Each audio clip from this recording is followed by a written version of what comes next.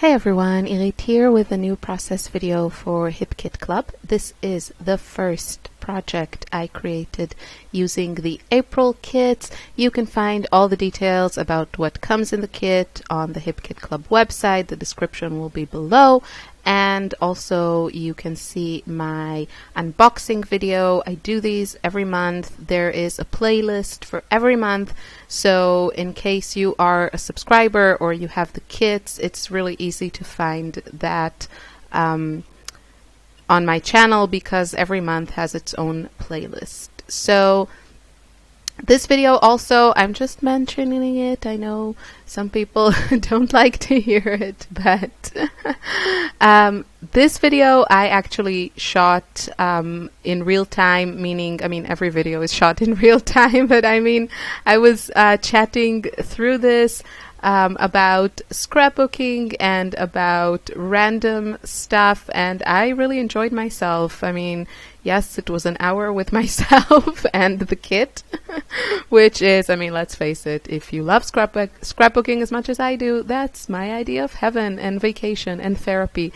But yeah, my point is, if you're interested in that, I have that video available on Patreon. I do this every month, and if you pledge the $4 a month tier, you get access to one real-time video every month. So this is the one, and if you are already a patron of mine, first of all, thank you, and second of all, maybe you prefer to watch the real-time version, so you can stop watching now if you prefer the real-time version. But I will say that I'm going to be original and repeat nothing from what I said in the real-time video, and I will be chatting about random stuff because I'm really enjoying doing that lately. So if you have any questions about what I'm doing in the video, feel free to leave me a comment and I will do my best to help you out and answer. But this is pretty much self-explanatory stuff. That means we can go on chatting about all kinds of stuff, and I want to say thank you to the kind people amongst you lovely viewers that left me some book recommendations. I will definitely check that out. I think I will start reading The Dark Tower, and when I say reading, I mean listening to it on Audible. I think I will. I was really into Audible for a certain time, and then I I guess no book was really grabbing me, so I kind of stopped listening to the books that I had. I had a subscription. I stopped subscribing because I just wasn't listening to enough books to justify it. But I am thinking about starting again with The Dark Tower by Stephen King, in case you don't know, because yeah, I think it would be a good choice for getting back into that. So today I want to tell you about a few things that surprised me when I moved to Austria. And I feel like these things, nobody tells you about them. And then you come here and you're like, what? Why didn't anyone tell me about them?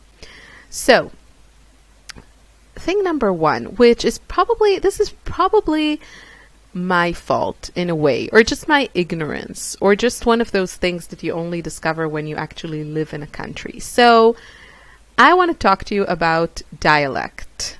And dialect is, it's just, I guess, how would you define dialect if you don't know what I mean? I guess it's a certain accent and also sometimes special words or a special way of pronouncing certain words or shortening certain words. And it's just, like a southern dialect, I would say. There is accent. Okay, I'm not a linguistic expert by any means, so if I'm making here a mistake, by all means correct me. Again, I'm not an expert. Don't get upset. Don't say, oh, she's using all these words so wrongly, because I only, I'm just telling you what I know. So I'm used to people having an accent, and But in Israel, I'll tell you where I'm coming from with this. So in Israel, Israel is where I come from.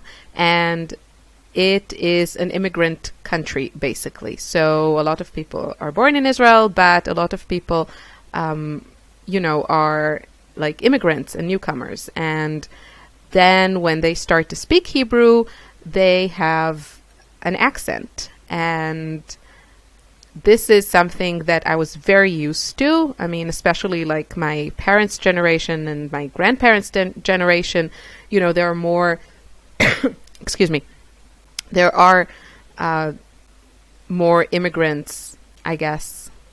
I don't know the numbers, but the point is that I'm kind of used to it. And I think, to me, my family originates from Romania, and I don't think I even hear the Romanian accent, because that's kind of what I was used to.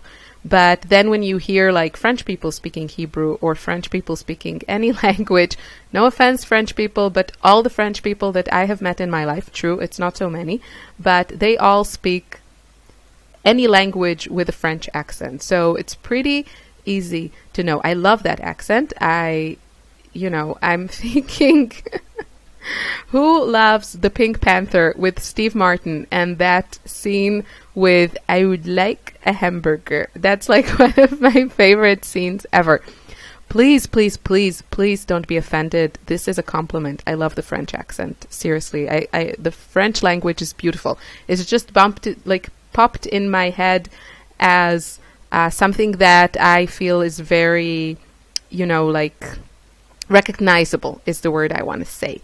So I'm used to being surrounded by accents, but dialect is a different thing. And Israel, because it's so small and because it's filled with immigrants, we don't really have dialects, because dialects is something that develops after like hundreds and hundreds of years.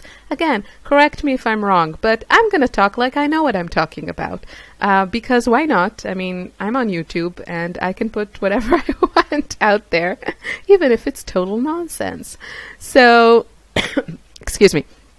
So dialect is kind of, the thing that develops in several generations. So I would imagine that it's similar to how people in the United States, which is huge, how people from the South speak with, I guess it's called a Southern accent, but I would say it's probably more of a dialect, that you have your own words and a specific way of saying things and shortening stuff, as opposed to people who come from, I don't know, Boston or Canada or something like this. It's all English, but you have different dialects.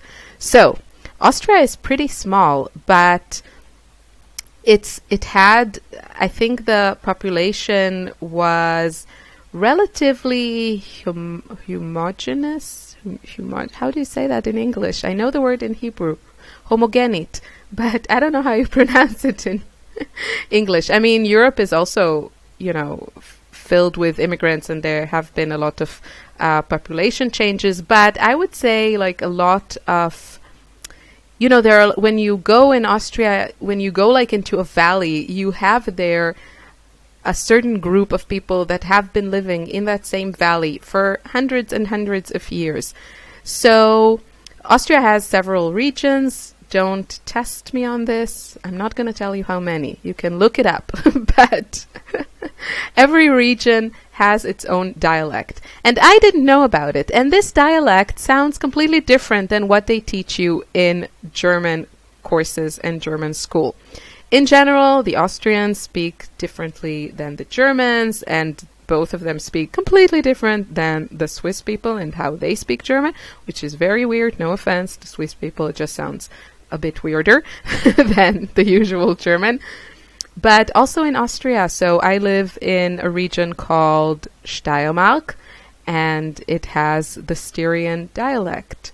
And that is totally different than the next door region, which is Kärnten and Carinthia. So, and that is different from how people speak in Tyrol. You probably know Tyrol because everyone goes to Tyrol. It's super famous. And that is different to the dialect that the Viennese people who live in Vienna speak. And this is very confusing, and it can also be, when I moved here, I didn't speak German, and then I learned German, and then I heard people talking, and I still couldn't understand what they were saying because they were talking in Steirisch with the Styrian dialect. So nobody told me about that. My husband didn't tell me about that. And for that, I will never forgive him. Just kidding. Another thing, and this is totally different.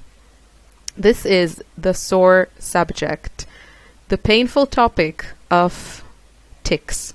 I know, you didn't see that coming, right? Okay, so I am familiar with ticks. I am familiar with the type that you can find on dogs. I'm a cat person, and I love cats. I love their whole, you're my slave, I do what I want, I'm a cat. That speaks to me. It's not relevant to my point here. So I'm familiar with ticks from Israel. They are these rather disgusting, sorry if I'm offending any tick lovers.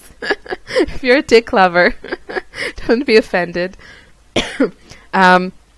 So I'm used to those, and since we never had a dog, I didn't really have contact with these. They are pretty gross, in my opinion, especially when they're full of blood. I'm sorry if you're watching this and eating. This is not a mukbang, so I don't know why you're eating when you're watching a scrapbooking video. I'm just kidding. I'm all over the place in a really good mood, apparently, and really enjoying myself telling you about dialects and ticks. So I didn't know about these. And then we moved, I knew about the ticks that I was used to, that dogs had, and you had to remove them from the poor dog. But then we moved to Austria, and I discovered that it was a traumatic day, the day when I found a tick on me. So the local ticks here, I'm sure they also have the disgusting, big gray dog type, but the ones that you can find if, you just go outside to a grassy area or a forest or something like that, are really small. They're kind of, I would say, a little bit bigger than a flea, and they are black, and, they stick to you, and then they suck your blood. So that's really disgusting, and nobody told me about that, and I was quite traumatized. I know I'm not dramatic at all, when I found this on me. And since then, that was years ago, and since then I have to occasionally remove these from my girls and this is not something unusual. So this is really gross. Now, besides that, some of them may also carry some horrible disease, so you have to get vaccinated and vaccinate your kids against that. Nobody told me about the ticks, the black ticks that suck your blood when I moved to Austria. I thought it was the country of waltz and strudel and schnitzel and Strauss and, the hills are alive with the sound of music. They did not tell me about the ticks. Yes. Okay. So those are the two main things that come to mind when I think about, stuff they didn't tell me when I came to Austria. Ooh, I think I have enough time to share with you one final traumatic experience.